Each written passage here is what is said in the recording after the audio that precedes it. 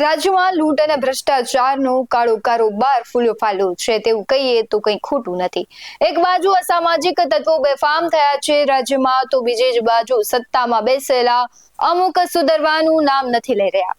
નકરો ભ્રષ્ટાચાર કરીને જ ભાંડો ભરનારાઓના કાળા કામ સામે આવી રહ્યા છે। આજે મારે એવા ભ્રષ્ટાચારીઓ વિશે વાત કરવી છે જે સત્તામાં બેસીને મસમોટા કૌભાંડ આચરે છે। નમસ્કાર, વાત વિગતવાર સાથે હું ભગવતી વિશાવડિયા।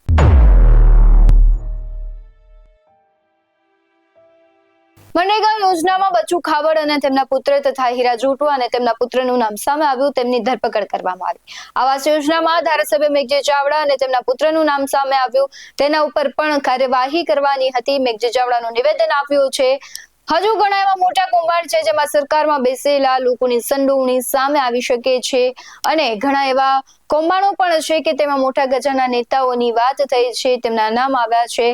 નાના અધિકારીઓ અને નેતાઓની વાત પછી નહીં રહી, કારણ કે જે મોટા મંત્રીઓ, સંત્રીઓ, અધિકારીઓ, ધારાસભ્યો એ બધા છે એટલા મસ્ત મોટા કૌભાંડો કરે છે કે નાના નેતાઓ, અધિકારીઓને તમે શું કહો। રાજકોટમાં પણ સત્તામાં બેસેલા અને ખૂબ મોટી જવાબદારી સંભાળનારનું નામ અથવા તેમની આંખ નીચે કાળા કૌભાંડ થયાના આક્ષેપો લાગ્યા છે। ત્યારે સૌથી પહેલા મનરેગા કૌભાંડની વાત કરીએ તો મનરેગા યોજનામાં ભાજપના સાંસદ મનસુખ વસાવાની કબૂલાત પણ સામે આવી અને તેના પર ચૈતર વસાવાની પ્રતિક્રિયા પણ સામે આવી છે, કારણ કે સૌથી પહેલા ચૈતર વસાવા છે તેમણે મનરેગા જે યોજના છે તેમાં થયેલા કૌભાંડોને કહેવાય છે ઉજાગર કરવાનો પ્રયત્ન કર્યો હતો, ઘણા બધા પુરાવાઓ પણ આપ્યા, પણ આ બધાની વચ્ચે હવે કોંગ્રેસ નેતા છે અમિત ચાવડા, તેમની પ્રતિક્રિયા સામે આવી છે। સૌથી પહેલા તેના પર નજર કરીએ। આજે સમગ્ર ગુજરાતમાં જે રીતે ભ્રષ્ટાચાર વ્યાપક બન્યો છે, ભ્રષ્ટાચાર જાણે શિષ્ટાચાર બની ગયો હોય અને જે મંત્રીશ્રીઓએ સંવિધાનના નામે નિષ્ઠા પ્રામાણિકતાથી કામ કરવાના સોગંદ લીધા હતા, એ જ મંત્રીઓ, એ જ સરકાર અને એમના મળતિયાઓ દ્વારા જે ઉઘાડી લૂંટ ચલાવવામાં આવી રહી છે, કોઈની પણ સે શરમ રાખ્યા સિવાય, કોઈનો પણ ડર વગર આજે જે રીતે ભાજપના મળતિયાઓ અને લોકો દ્વારા મનરેગા યોજના હોય કે નલ સે જલ યોજના કે બીજી યોજનાઓ હોય, એમાં વ્યાપક પ્રમાણમાં કૌભાંડ ચાલી રહ્યું છે। કરોડો રૂપિયાની લૂંટ ચલાવી ને પ્રજાના પૈસાને લૂંટવામાં આવી રહ્યા છે। ત્યારે આજે અમારા વિધાનસભા પક્ષના ઉપનેતા માન્ય શૈલેષભાઈ, અમારા સાથી ધારાસભ્યશ્રીઓ, અમારા કાર્યકારી પ્રમુખ ભાઈ જિગ્નેશભાઈ, કાંતિભાઈ ખરાડી, અમરતજીભાઈ, દાહોદના પૂર્વ ધારાસભ્ય ચંદ્રિકાબેન સહિત અમે બધા જ લોકો મહામહિમ રાજ્યપાલ શ્રી પાસે જઈને રજૂઆત કરી છે કે આખા ગુજરાતમાં મનરેગા અને નલ સે જલ યોજના સુનિયોજિત રીતે એક સિન્ડિકેટ બનાવી તે સરકારમાં બેઠેલા લોકોના આશીર્વાદ અને મિલીભગતથી ગામથી લઈને ગાંધીનગર સુધીના અધિકારીઓના મેળાપીપણાથી કરોડો રૂપિયાનો ભ્રષ્ટાચાર થઈ રહ્યો અને ભ્રષ્ટાચાર કરવાવાળા લોકોને જે દૂર કરવાના હોય, એને જે સજા કરવાની હોય, જે દાખલારૂપ કાર્યવાહી કરવાની હોય, એ કરવાની ઈચ્છા શક્તિ સહેજ પણ રાજ્યના મુખ્યમંત્રીશ્રીને, સરકારને, ભારતીય જનતા પાર્ટીમાં દેખાતી નથી। મહામહિમ રાજ્યપાલશ્રીને અમે વિનંતી કરી કે મહામહિમજી, તમે જેમને મંત્રી તરીકેના શપથ લેવડાયા છે, જેમણે ગુપ્તના સંવિધાનના નામે નિષ્ઠા અને પ્રામાણિકતાથી કામ કરવાના શપથ લીધા છે, એવા રાજ્ય સરકારના મંત્રી બચુભાઈ ખાબડ કે જેમના ખુદના પર ભ્રષ્ટાચારના આરોપ છે, જેમના દીકરાઓ ભ્રષ્ટાચારમાં સંડોવાયેલા છે, જેમની સામે પૂરતા પુરાવાઓ છે, જેલમાં જઈ ચૂક્યા છે, સાબિત થઈ ચૂક્યું છે ભ્રષ્ટાચાર, એમ છતાં નૈતિકતાથી તો રાજીનામું આપતા નથી। એમને દૂર કરવાની હિંમત કદાચ મેળાપીપણું હોવાને કારણે સરકારમાં પણ નથી, તો મહામહિમ તરીકે તમે જેમને શપથ લેવડાયા છે એવા મંત્રી શ્રી બચુભાઈ ખાબડ ભ્રષ્ટાચારી છે, એમને તાત્કાલિક એમના પદ પરથી દૂર કરવા માટેની કાર્યવાહી કરવા માટે અમે રાજ્યપાલશ્રીને વિનંતી કરી છે। સાથે સાથે આખા ગુજરાતમાં મનરેગા અને નલ સે જલનો ભ્રષ્ટાચાર બધાને આજે ખ્યાલ છે. નાનાથી લઈને ગાંધીનગર સુધીના લોકોના મેળાપીપણાથી આ વ્યવસ્થિત રીતે ભ્રષ્ટાચારનું કૌભાંડ ચાલી રહ્યું છે. સરકાર કોઈ તપાસ કરે, એફઆઈઆર કરે, ધરપકડ કરે, પણ નાના લોકોની ધરપકડ થાય છે. નાના કર્મચારીઓને પણ દોષનો ટોપલો ઢોળવામાં આવે છે. પણ મોટી માછલીઓ તો આજે પણ ખુલ્લી છે. કેમ મનરેગા કે નલ સે જલમાં કોઈ ડીડીઓની ધરપકડ નથી થતી, કોઈ કલેક્ટરની ધરપકડ નથી થતી, કોઈ કમિશનરની ધરપકડ નથી થતી? કેમ મંત્રી જવાબદાર છે તેમ છતાં એમની ધરપકડ નથી થતી? તો આના માટે ન્યાયિક તપાસ થાય, તટસ્થ તપાસ થાય. સરકાર જે લોકોને બચાવી રહી છે એને ખુલ્લા પાડવા માટે અમે રાજ્યપાલશ્રીને વિનંતી કરી છે કે સંવિધાનિક પદો પર જે લોકો છે, ન્યાયતંત્રમાં જે લોકો છે, એવા નિષ્ઠાવાન લોકોની એક એસઆઈટી બનાવવામાં આવે અને છેલ્લા 10 વર્ષમાં સમગ્ર ગુજરાતમાં જે નલ સે જલ યોજના અને મનરેગા યોજનામાં જે કામો થયા છે એની તટસ્થ તપાસ કરાવવામાં આવે એવી માંગણી પણ કરી છે.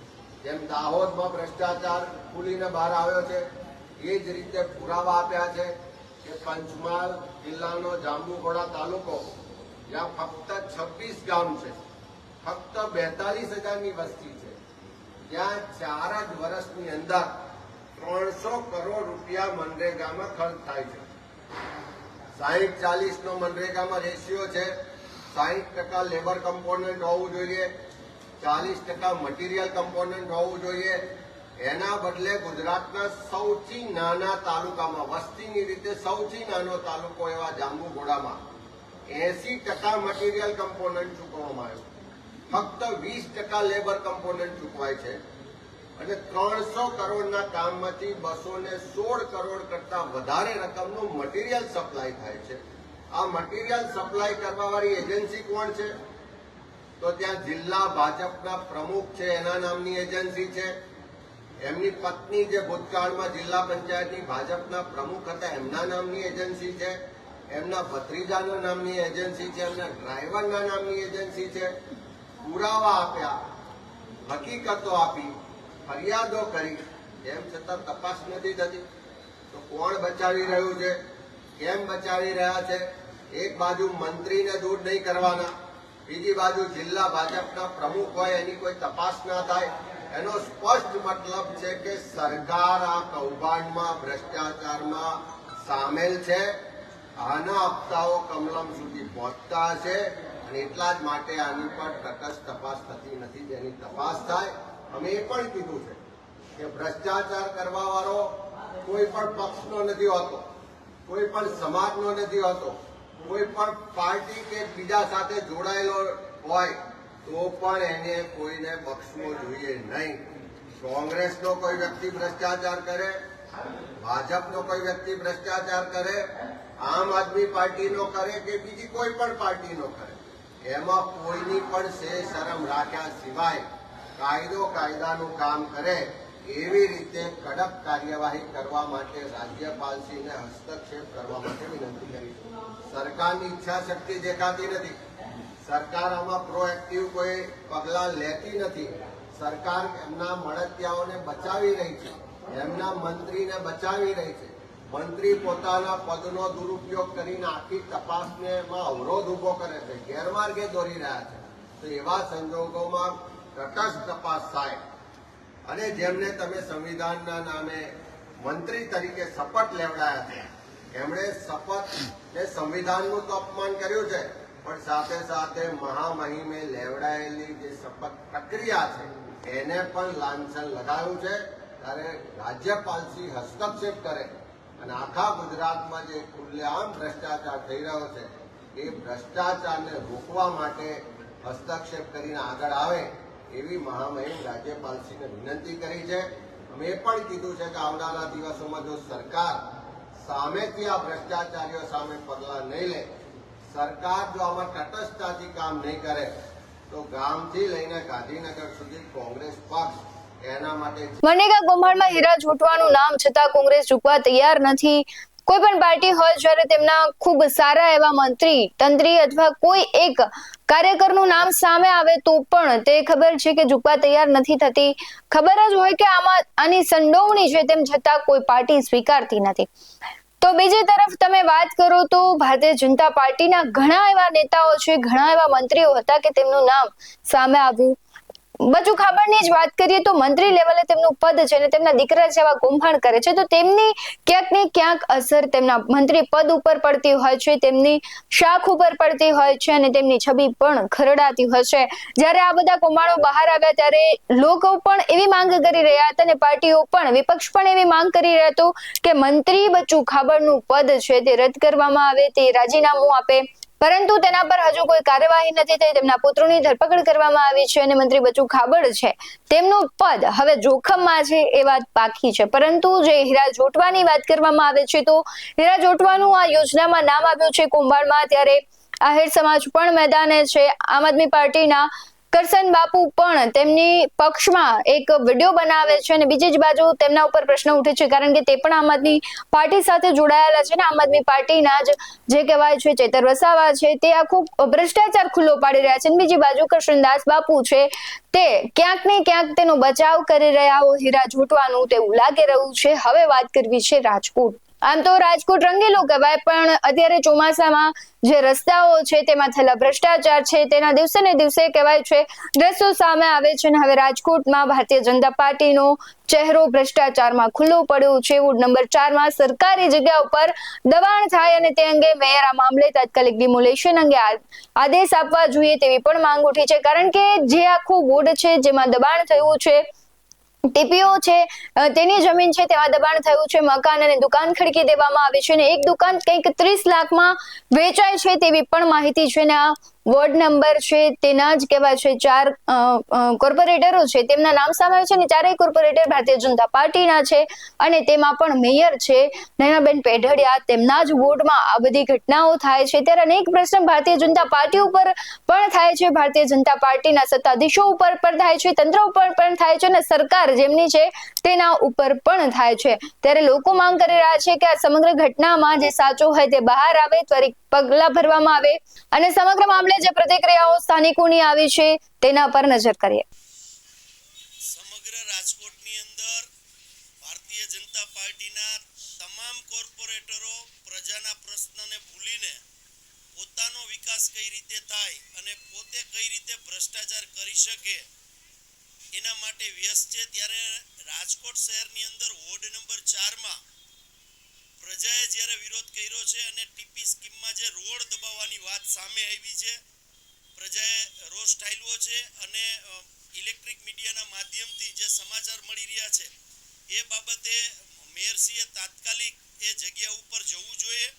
જો રાજકોટના પ્રથમ નાગરિકી પોતે હોય અને છે, ભારતીય જનતા પાર્ટીએ એમને મેયર તરીકેની જવાબદારી આપી છે, લોકોએ ભારતીય જનતા પાર્ટીને સારી એવી બહુમતીથી રાજકોટ મહાનગરપાલિકામાં બેસાડ્યા છે.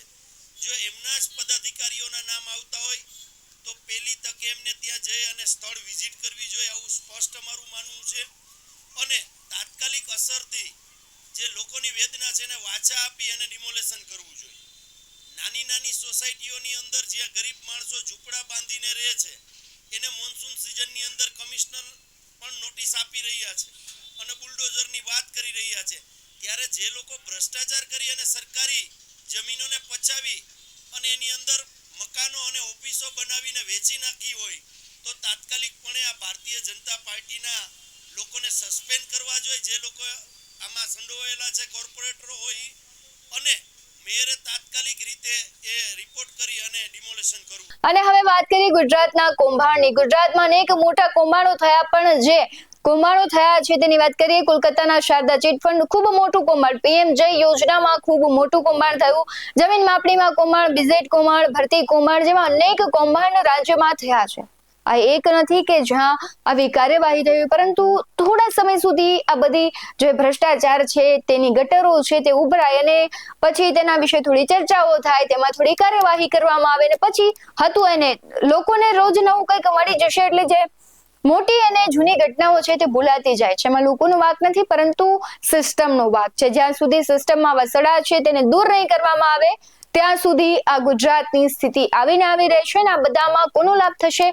અધિકારીઓનો, નેતાનો, એ બધાનો લાભ થશે. અને આખરે જનતાને જ બધું ભોગવવું પડશે. સરકારી અથવા કહેવાય છે કે જે આમાં મૂળ ભ્રષ્ટાચારની જે પાયો નાખનાર છે તેમનું નામ તો બહાર પણ નહીં આવે, ને આવશે તો શું થશે?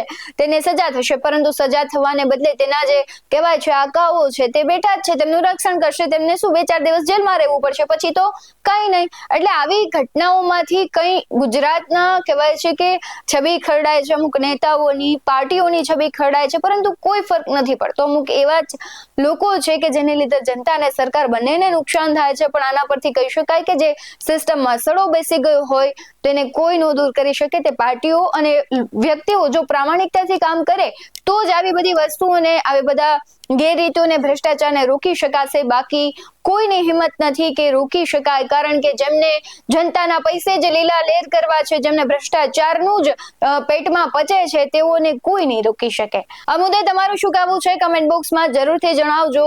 હાલ વાત વિગતવારમાં બસ આટલું જ. આવા જ વધુ અહેવાલો સાથે ફરી મળતા રહીશું. તમે અમારી યુટ્યુબ ચેનલને સબસ્ક્રાઇબ કરવાનું, હમણાં ફેસબુક અને ઇન્સ્ટાગ્રામ પર ફોલો કરવાનું ભૂલશો નહીં. બાકી અવનવી અપડેટ્સ મેળવવા માટે આપ જોતા રહો BS9 TV ન્યૂઝ. નમસ્કાર.